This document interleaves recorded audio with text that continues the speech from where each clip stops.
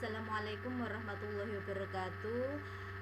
Pada pertemuan kali ini kita masih melanjutkan materi dinamika rotasi, di mana untuk pertemuan kali ini kita bahas tentang momentum sudut, hukum kekekalan momentum sudut, dan juga titik berat.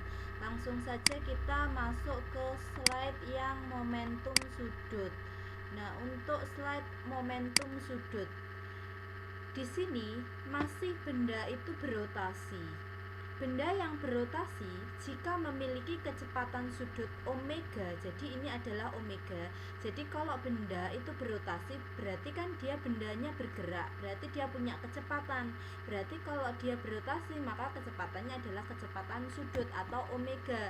Dan momen inersianya itu adalah I. Maka momentum sudutnya itu disimbolkan dengan L. L sama dengan I dikalikan omega. Jadi momentum sudut merupakan perkalian antara momen inersia dengan kecepatan sudut. Nah, arah momentum sudut dapat ditentukan oleh aturan tangan kanan yang menggenggam seperti momen gaya tadi. Ibu jari menunjukkan arah momentum sudut, sedangkan keempat jari lainnya itu menunjukkan arah rotasi benda seperti ini. Jadi keempat jari itu menunjukkan arah rotasi benda, kemudian yang jari jempol itu menunjukkan arah momentum sudut. Terus kemudian selanjutnya ada hukum kekekalan momentum sudut. Jika pada benda yang berotasi itu tidak bekerja momen gaya atau sigma tau sama dengan 0, maka pada gerak benda itu akan terjadi kekekalan momentum sudut, di mana tau itu sama dengan dl per dt sama dengan 0. Berarti di sini L itu besarnya sama dengan konstan atau tetap. Jadi berlaku L awal sama dengan L akhir, atau momentum sudut awal benda itu sama dengan momentum sudut akhir benda. Nah, di sini L momentum sudut tadi itu kan I kali omega, berarti I awal dikalikan omega awal sama dengan I akhir dikalikan omega akhir, seperti itu. Langsung kita pahami melalui contoh soal. Aplikasi hukum kekekalan momentum sudut itu terletak di penari ice skating atau penari balet boleh. Misalkan di sini penari balet itu berputar, berarti kan dia berotasi. Nah, ketika dia menggenggam atau menelungkupkan tangannya dan juga dia merentangkan tangannya, itu akan menghasilkan kecepatan putaran tubuh yang berbeda.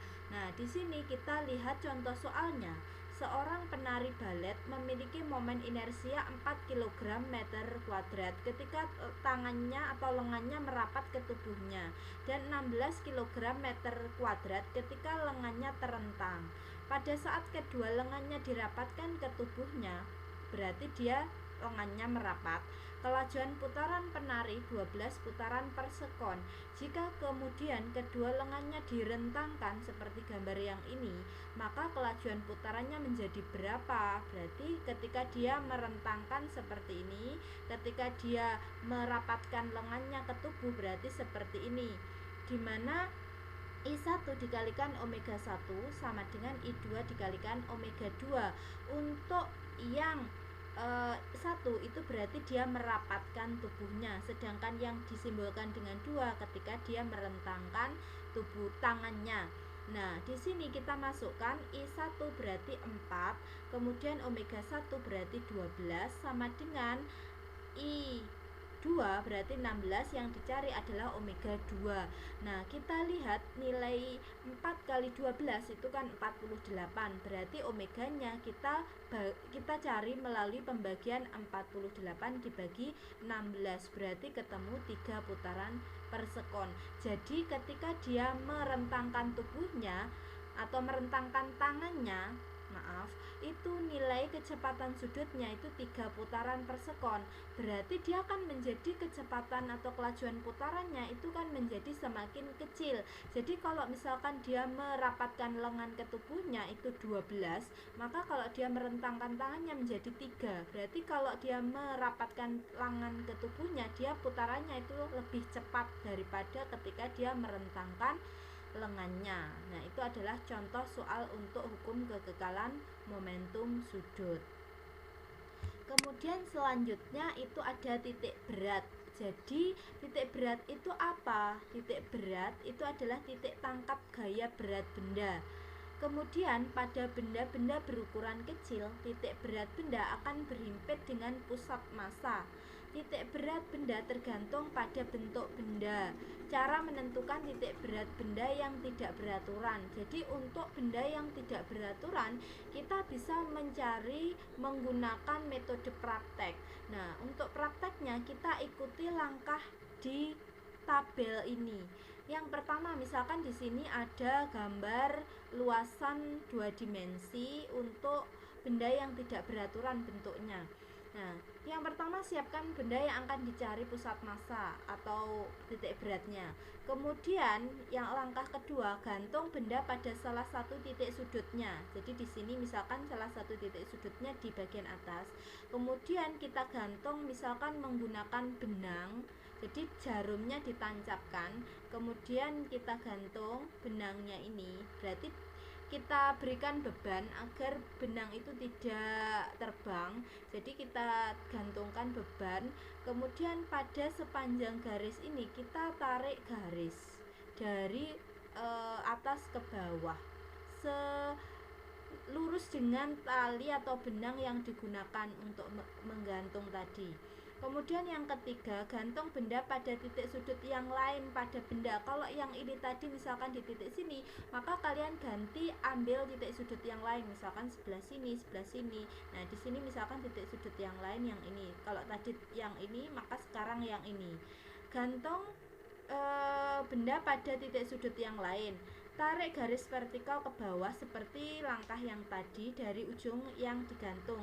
Perpotongan dua garis tersebut adalah pusat massa benda. Biasanya kalau misalkan kurang puas, biasanya menggunakan 3 lah minimal titik sudut, sehingga akan menghasilkan 3 garis yang berpotongan. Nah, perpotongan 3 garis tadi itu merupakan titik pusat massa benda atau titik berat.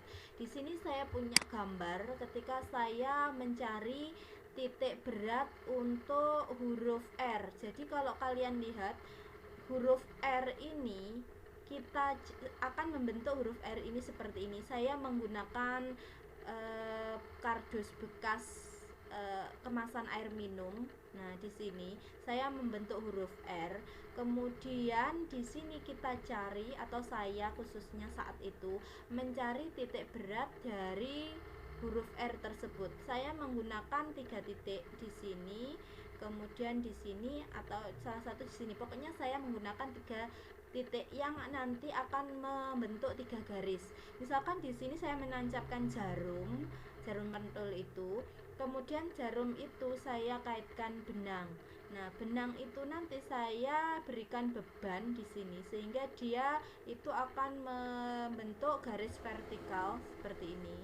Nah, kemudian didekatkan dengan huruf R tadi. Nah, ini pada sepanjang garis benang yang dibentuk oleh benang kita gambar seperti ini, seret, seret. Begitu juga untuk titik yang lain. Nah, nanti akan membentuk perpotongan ketiga garis yang saya tandai di sini. Nah, ketika ini sudah kita yakini sebagai titik berat, maka kita coba. Nah, kita angkat huruf tersebut pada bagian titik. Nah, kita letakkan jarinya di titik tersebut. Ketika dia merupakan titik berat benda atau titik pusat massa, maka dia berada dalam posisi kesetimbangan alias tidak jatuh. Dia tidak akan jatuh seperti gambar yang keempat ini. Jadi itu adalah praktek menentukan titik berat benda. Untuk praktek yang lain, untuk huruf yang lain, atau mungkin untuk bentuk-bentuk yang lain, silahkan bisa kalian lihat di YouTube atau mungkin di buku-buku. Terus kemudian kalian bisa praktekkan sendiri seperti dokumentasi saya ini. Nah, itu adalah praktek menentukan titik berat benda.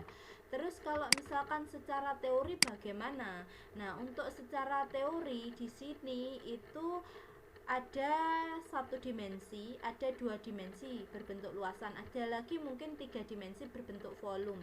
Di sini itu sama sebenarnya persamaannya, hanya bedanya kalau 1 dimensi itu pakai L panjang, kalau 2 dimensi itu pakai A atau luas. Nah, ketika kita mencari titik berat, kita cari X dan Y-nya, jadi absis dan ordinatnya. Jadi nanti kita gambarkan ke dalam diagram kartesius seperti itu. Nah, maksudnya angka 1, 2, 3 itu ketika benda tersebut kita bagi menjadi beberapa bagian yang menyusun benda tersebut.